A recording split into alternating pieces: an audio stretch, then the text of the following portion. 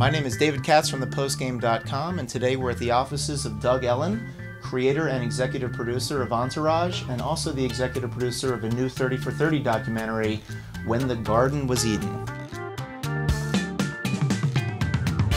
It seems like, as a fan of the show, we got a sense that you were a sports fan because you wove sports stories and sports themes through what you did, whether it's already trying to bring a team to Los Angeles and all the cameos you had for athletes.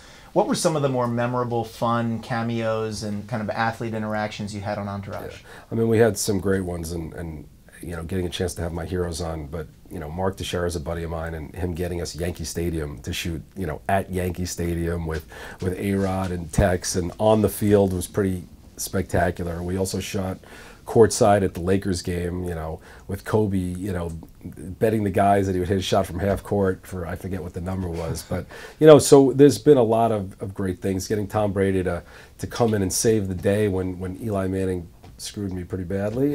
Tom was a friend of Mark's at the time, and we were in serious trouble because Eli Manning told me he was doing it, and then at the last second he bailed on me. Mark was gracious enough to call Tom Brady, who came in, and we did that episode. Drew was a fan of the show. I'm from New Orleans college-wise and love him, so was excited to get him on. For the movie, we've got Russell Wilson in it, which we had a interesting story with Russell. Russell came on the set, and Jerry and Kevin, who are two of our stars, I gave them one chance to show their athleticism that they've basically been talking about for the decade we did the show, and somehow in a freak accident Kevin Connolly broke his leg pretty badly in two places. And you know, on the set at the time was Gronkowski and Edelman, who were both, you know, trying to tough him up and wanted to shoot him up with something to get him to keep going. But Kevin was brave enough to go another 3 days with a double fracture in his leg.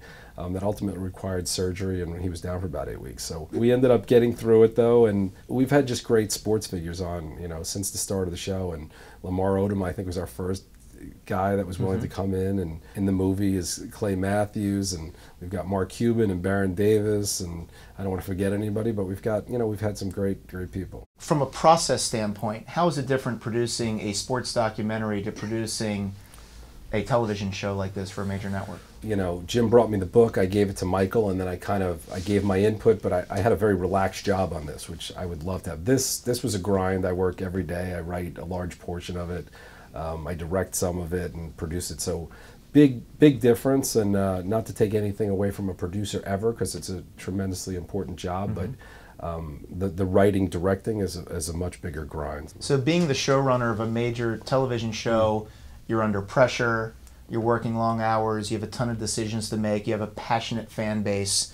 Sounds a lot like a sports team. What position do you think the executive producer of the television show is most similar to in the sports world? Probably a point guard, you know. You're trying to get the best out of everybody, you know. Well, hopefully a pass first point guard, but you're trying to get the best out of everybody, and you're working hard to include everybody and collaborate with everybody, and if you do your job well, everybody kind of achieves. Great. So the Entourage movie is one of the most anticipated and heavily guarded secrets out there. I know you can't talk a lot about it, but can you give the fans a sense of something they might expect to see, something to whet their appetite around the movie? I mean, hopefully we're getting back to the roots of the early seasons 1 and 2, and it's really about these guys and friendship and these kind of fish out of water living in LA and living the high life, but looking out for each other. And I think people are going to enjoy it. It's a fun ride.